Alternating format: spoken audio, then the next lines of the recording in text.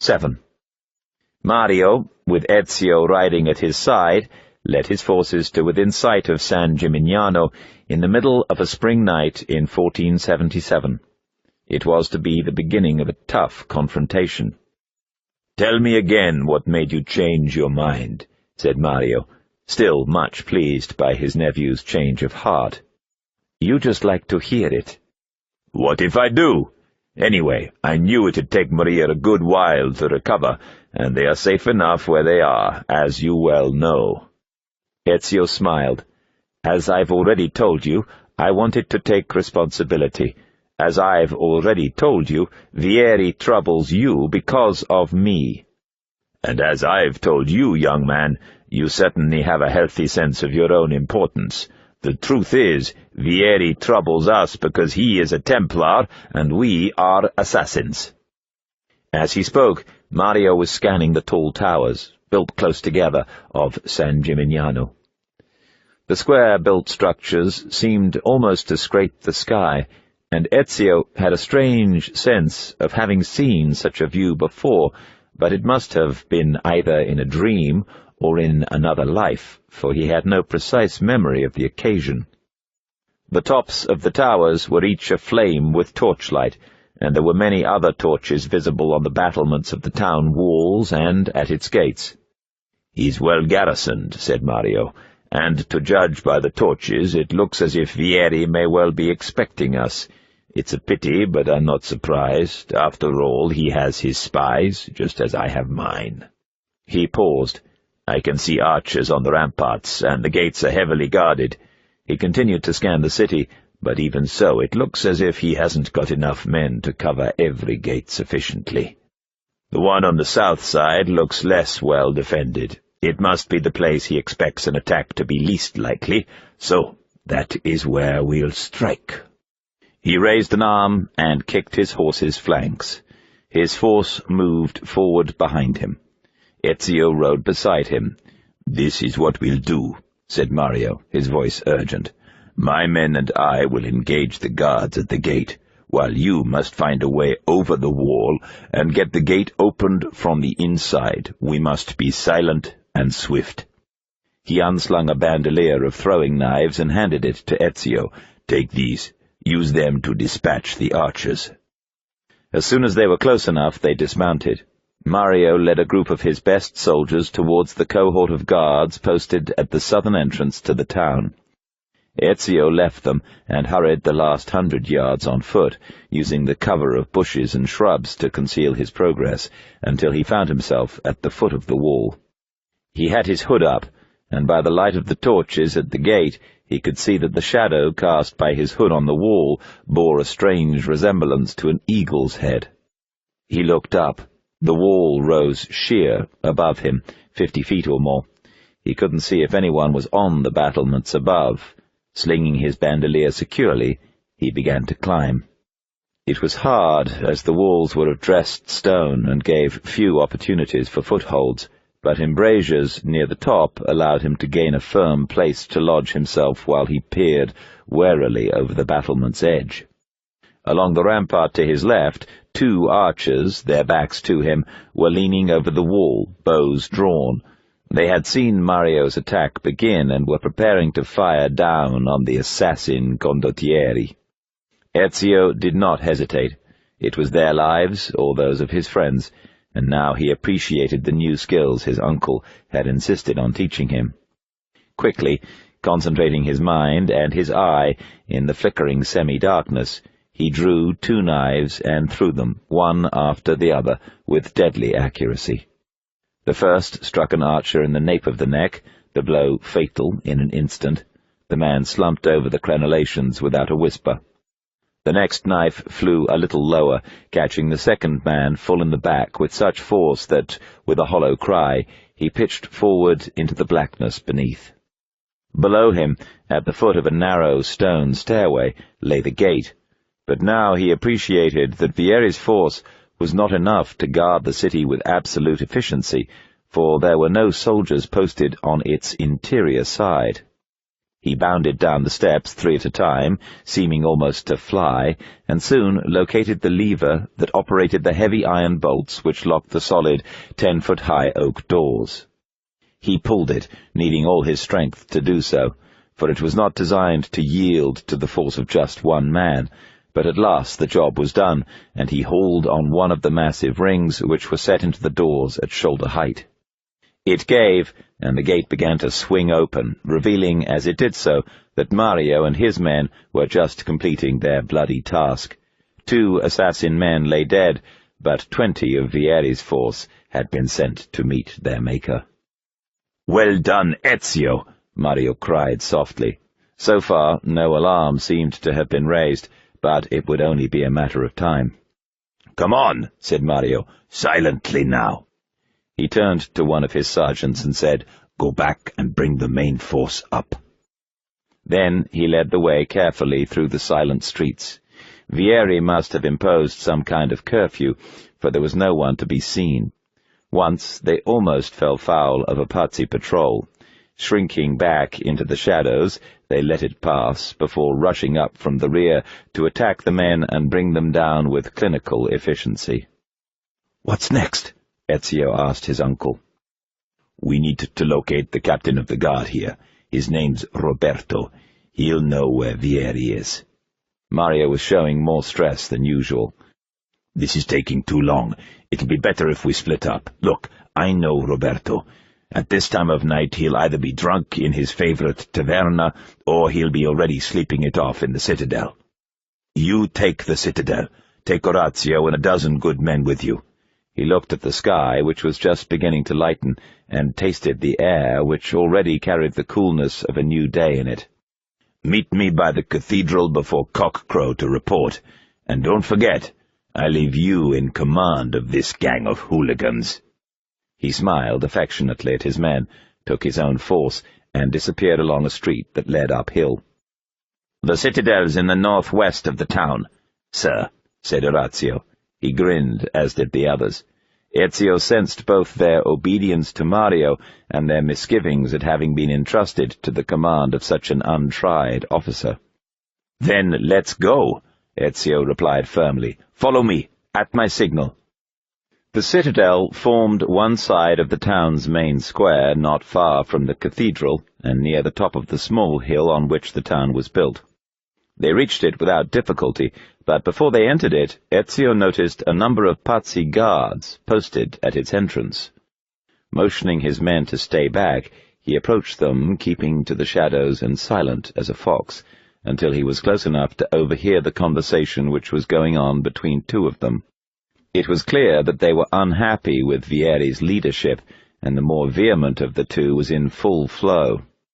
"I tell you, Tebaldo," the former was saying, "I'm not happy with that young puppy Vieri. I don't think he could aim his piss into a bucket, let alone defend the town against a determined force. As for Capitano Roberto, he drinks so much he's like a bottle of Chianti dressed in a uniform." "You talk too much, Zohan," cautioned Tebaldo. "Remember what happened to Bernardo when he dared to open his mouth." The other checked himself and nodded soberly. "You are right. I heard Vieri had him blinded." "Well, I'd like to keep my eyesight, thank you very much, so we should end this talk. We don't know how many of our comrades feel like us, and Vieri has spies everywhere." Satisfied, Ezio made his way back to his own troop. An unhappy garrison is rarely an efficient one. But there was no guarantee that Vieri did not command a strong, loyal corps of Pazzi adherents. As for the rest of Vieri's men, Ezio had learned for himself how strong a commander fear itself can be. But the task now was to gain access to the citadel. Ezio scanned the square. Apart from the small force of Pazzi guards, it was dark and empty. "Orazio." "Yes, sir." "Will you engage these men and finish them off, quickly and silently? I'm going to try to get up on the roof and see whether they've got any more people posted in the courtyard." "It's what we came here to do, sir." Leaving Orazio and his soldiers to take on the guards, Ezio, checking that he still had sufficient throwing knives in his bandolier, ran a little way into a side street adjacent to the citadel, climbed to a nearby roof, and from it leapt to the roof of the citadel, which was built round in its own interior courtyard. He thanked God that Vieri had evidently neglected to post men in the high towers of the houses of the dominant local families which punctuated the town, since from that vantage point they could have surveyed everything that was going on. But he also knew that gaining control of those towers would be the first objective of Mario's main force. From the roof of the citadel he could see that the courtyard was deserted, leapt down to the top of its colonnade, and from there dropped to the ground. It was an easy maneuver to open the gates and to position his men, who had dragged the bodies of the defeated Pazzi patrol out of sight in the shadows of the colonnade. To avoid suspicion, they had reclosed the citadel gates behind them. The citadel seemed, to all intents and purposes, deserted, but soon afterwards there came the sound of voices from the square beyond, and another group of Vieri's men appeared, opening the gates and entering the courtyard, supporting, among them, a thick-set man, running to fat, who was clearly drunk. "Where have the gate guards buggered off to?" the man wanted to know. "Don't say Vieri's countermanded me and sent them off on another one of his bloody patrols." "Ser Roberto," one of the men supported his pleading, "isn't it time for you to get some rest?" "What do you mean? Made it back here just fine, didn't I? Anyway, night's still young." The new arrivals managed to seat their chief on the edge of the fountain in the middle of the courtyard and gathered round, uncertain what to do next. "Anyone would think I'm not a good captain," said Roberto self-pityingly. "Nonsense, sir," said the man closest to him. "Vieri thinks I'm not," said Roberto. "You should hear the way he talks to me." He paused, looking round and trying to focus, before continuing in a maudlin tone, "It's only a matter of time before I'm replaced. Or worse." He stopped again, snuffling. "Where's that bloody bottle? Give it here." He drank a deep draught, looking at the bottle to assure himself that it was empty, and flung it away. "It's Mario's fault. I couldn't believe it when our spies reported that he'd taken his nephew in, rescued the little bugger from Vieri himself. Now Vieri can scarcely think straight for rage, and I have to face my old compagno." He looked around blearily. "Dear old Mario. We were brothers in arms once, did you know that? But he refused to come over to the Pazzi with me, even though it was better money, better quarters, better equipment, the lot. I wish he were here now. For 2 pins, I'd—" "Excuse me," Ezio interrupted, stepping forward. "What?" said Roberto. "Who are you?" "Allow me to introduce myself. I'm Mario's nephew." "What?" Roberto roared, struggling to his feet and grabbing unsuccessfully for his sword. "Arrest the little tyke!" He leant close so that Ezio could smell the sour wine on his breath. Onions, too. "You know what, Ezio?" he smiled. "I should be grateful to you. Now that I've got you, there's nothing Vieri wouldn't give me. Maybe I'll retire. A nice little villa on the coast, perhaps." "Don't count your chickens, Capitano," said Ezio. Roberto spun round to see what his men had already discovered, that they were surrounded by assassin mercenaries, all armed to the teeth. "Ah!" said Roberto, sinking down again. All the fight seemed to have gone out of him. Once the Pazzi guards had been manacled and taken to the citadel's dungeon, Roberto, provided with a fresh bottle, sat with Ezio at a table in the room off the courtyard and talked. At last Roberto was convinced. "You want Vieri? I'll tell you where he is. It's all up with me anyway. Go to the Palazzo of the Dolphin in the square near the northern gate. There's a meeting being held there." "Who is he meeting? Do you know?" Roberto shrugged. "More of his people from Florence, I think. Supposed to be bringing reinforcements with them." They were interrupted by Orazio, looking worried. "Ezio, quickly! There's a battle going on over by the cathedral. We'd better get going." "All right, let's go." "What about him?" Ezio looked at Roberto. "Leave him. I think he may have chosen the right side at last." As soon as he was out in the square, Ezio could hear the noise of fighting coming from the open space in front of the cathedral. Drawing nearer, he saw that his uncle's men, their backs to him, were being forced to retreat by a large brigade of Pazzi troops. Using his throwing knives to clear a path, he fought his way to his uncle's side and told him what he'd learned. "Good for Roberto," said Mario, barely missing a beat, as he cut and sliced at his attackers. "I always regretted his going over to the Pazzi, but he's turned up trumps at last. Go, find out what Vieri's up to." "But what about you? Will you be able to hold them off?" Mario looked grim.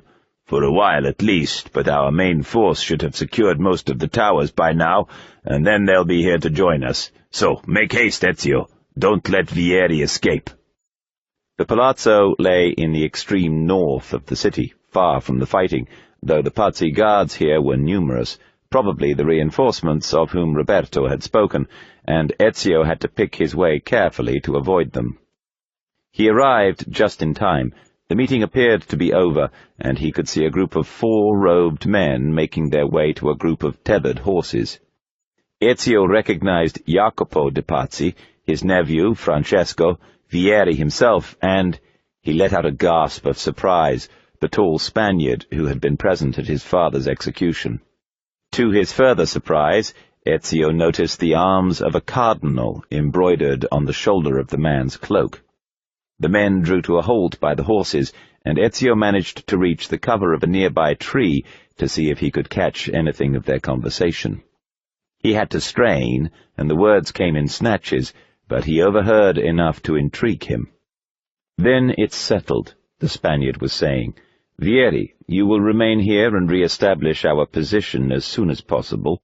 Francesco will organize our forces in Florence for the moment when the right time comes to strike, and you, Jacopo, must be prepared to calm the populace once we have seized control. Do not hurry things. The better planned our action is, the greater the likelihood of success." "But Ser Rodrigo," put in Vieri, "what am I to do with that ubriacone Mario?" "Get rid of him. There is no way that he must learn of our intentions." The man they called Rodrigo swung himself up into the saddle. Ezio saw his face clearly for a moment, the cold eyes, the aquiline nose, and guessed him to be in his mid-40s. "He's always been trouble," snarled Francesco, "just like that bastardo of a brother of his." "Don't worry, Padre," said Vieri. "I will soon reunite them, in death." "Come," said the man they called Rodrigo. "We have stayed too long." Jacopo and Francesco mounted their steeds beside him, and they turned towards the northern gate, which the Pazzi guards were already opening. "May the Father of Understanding guide us all." They rode out, and the gates closed again behind them.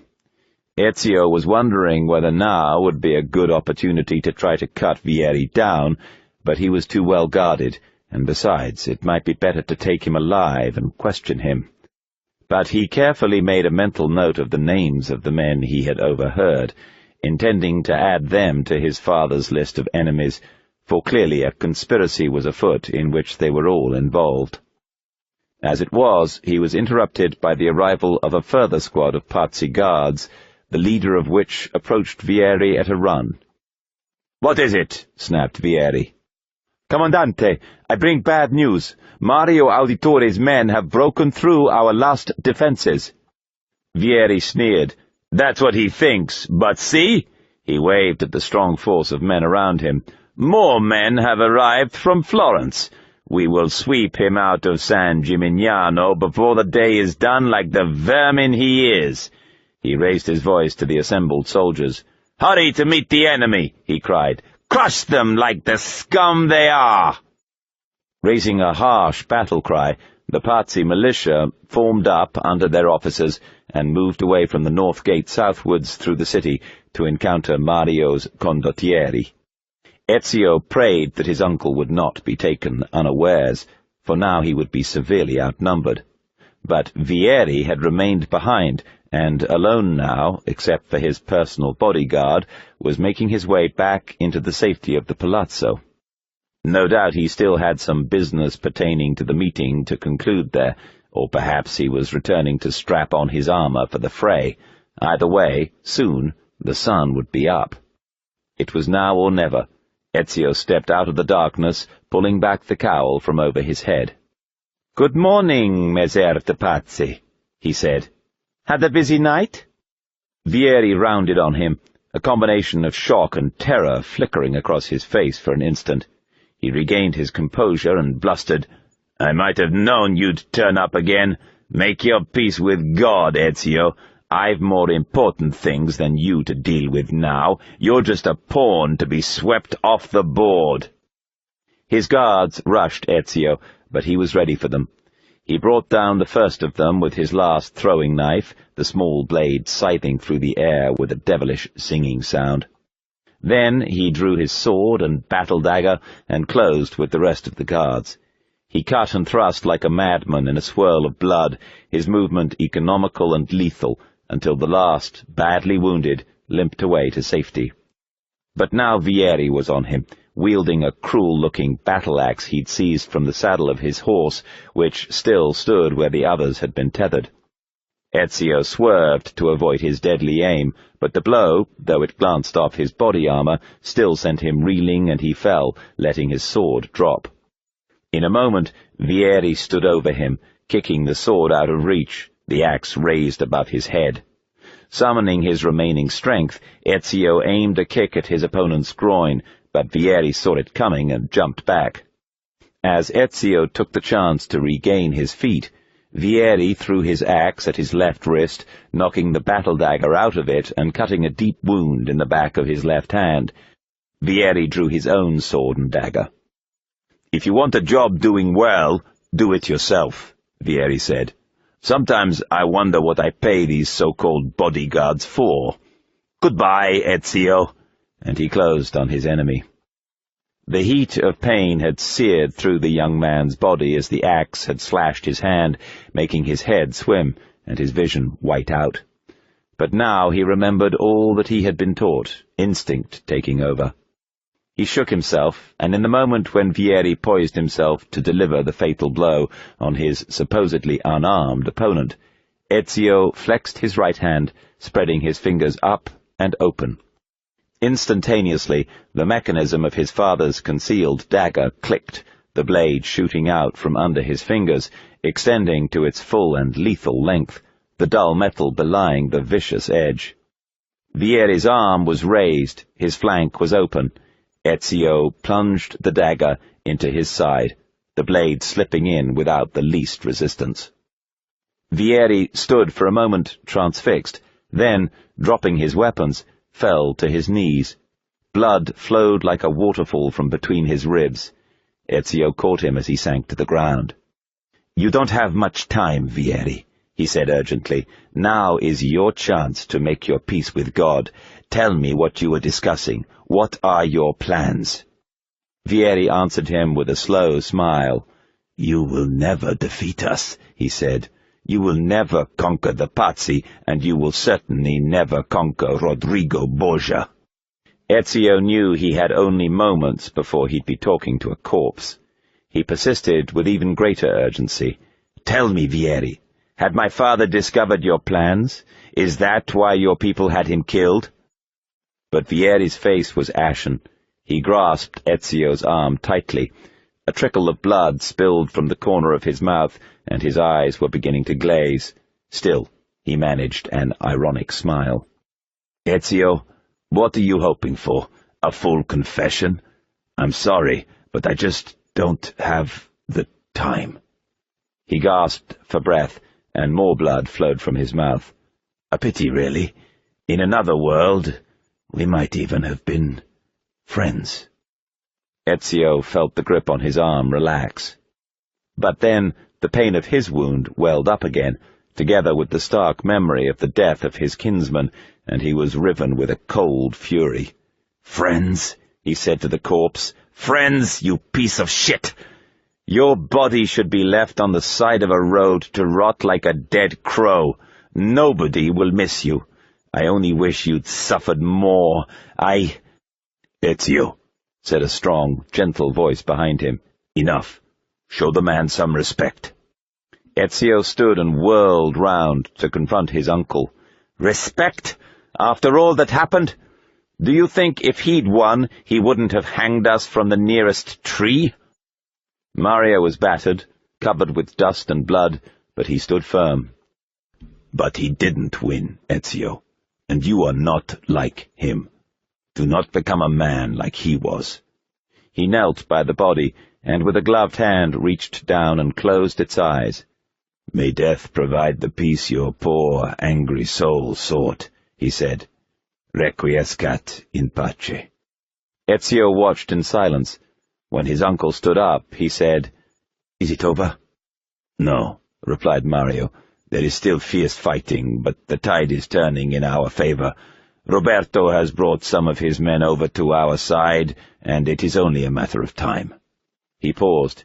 You will, I am sure, be grieved to know that Orazio is dead. Orazio? He told me what a brave man you were before he died. Live up to that praise, Ezio. I will try. Ezio bit his lip. Though he did not acknowledge it consciously, this was another lesson learned. I must rejoin my men, but I have something for you, something that will teach you a little more about your enemy. It's a letter we took from one of the priests here. It was intended for Vieri's father, but Francesco evidently is no longer here to receive it. He handed over a paper, the seal broken open. The same priest will oversee the funeral rites. I'll get one of my sergeants to make the arrangements. I have things to tell you. Mario raised his hand. Later, when our business here is finished. After this setback, our enemies won't be able to move as fast as they'd hoped, and Lorenzo in Florence will be very much on his guard. For the moment, we have the advantage of them. He stopped. But I must get back. Read the letter, Ezio, and reflect on what it says. And see to your hand. He was gone. Ezio moved away from Vieri's body and sat beneath the tree he had hidden behind earlier. Flies were already hovering round Vieri's face. Ezio opened and read the letter. Messer Francesco, I have done as you requested, and spoken with your son. I agree with your assessment, though only in part. Yes, Vieri is brash, and prone to act without forethought. And he has a habit of treating his men like playthings, like chess pieces for whose lives he shows no more concern than if they were made of ivory or wood. And his punishments are indeed cruel. I have received reports of at least 3 men being disfigured as a result. But I do not think him, as you put it, beyond repair. Rather, I believe the solution to be a simple matter. He seeks your approval, your attention. These outbursts of his are a result of insecurities born of a sense of inadequacy. He speaks of you fondly and often, and expresses a desire to be closer to you. So if he is loud and foul and angry, I believe it is simply because he wants to be noticed. He wants to be loved. Act as you see fit on the information I've given you here, but now I must ask that we end this correspondence. Were he to discover the nature of our discourse, I candidly fear what might become of me. Yours in confidence, Father Giacondo. Ezio sat for a long while after having read the letter, thinking. He looked at Vieri's body. There was a wallet at his belt he had not noticed before. He walked over and took it, returning to his tree to examine its contents. There was a miniature picture of a woman, some florins in a pouch, a little notebook that had not been used, and carefully rolled a piece of vellum. With trembling hands, Ezio opened it, and immediately recognized what it was, a page of the Codex. The sun rose higher, and a group of monks appeared with a wooden stretcher on which they laid Vieri's body and carried it away. As spring turned to summer again, and the mimosa and azaleas had given way to lilies and roses, an uneasy peace returned to Tuscany. Ezio was content to see that his mother continued in her recovery, though her nerves had been so shattered by the tragedy that had struck her that now it seemed to him she might never leave the peaceful calm of the convent. Claudia was considering taking the first vows that would lead to her novitiate, a prospect that pleased him less, but he knew that she had been born with as stubborn a streak as his own, and that to try to thwart her would merely strengthen her resolve. Mario had spent the time ensuring that San Gimignano, now under the sober and reformed control of his old comrade, Roberto, and its territory, no longer posed a threat, and that the last pockets of Pazzi resistance had been weeded out.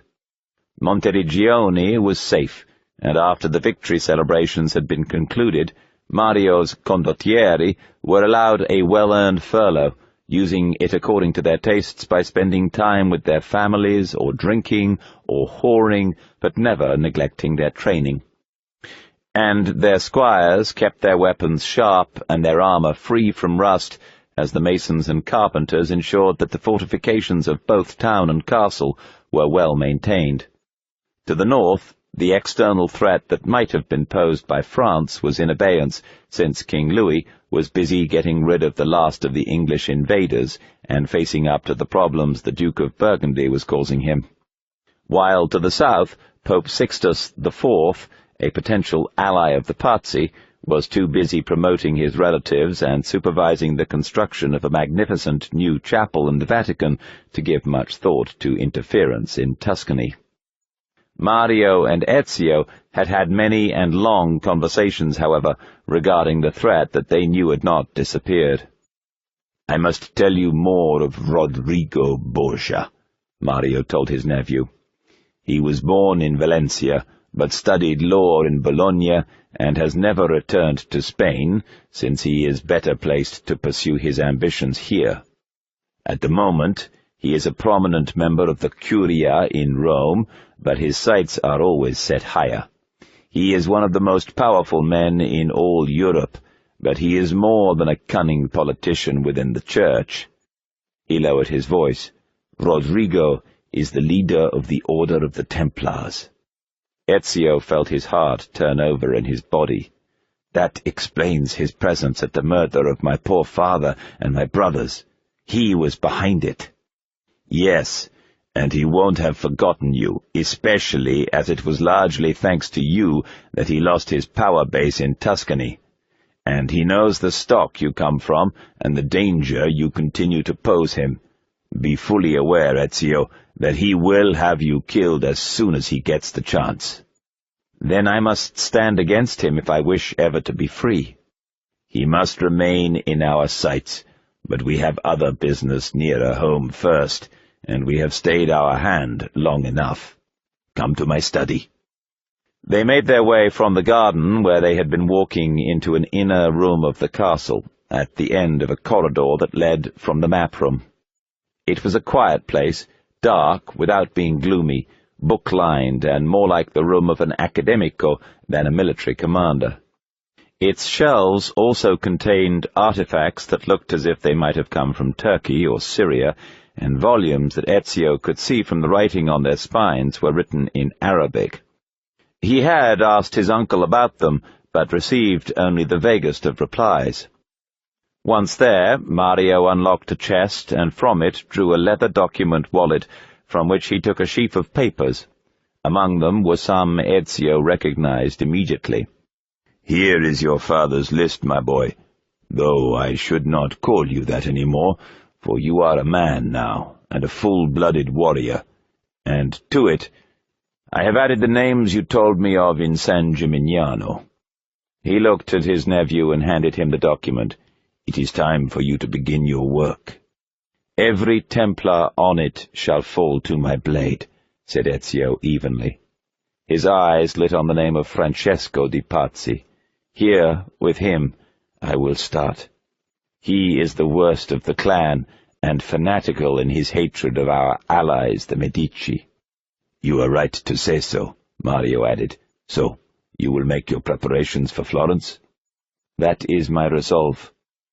Good, but there is more you must learn if you are to be fully equipped. Come.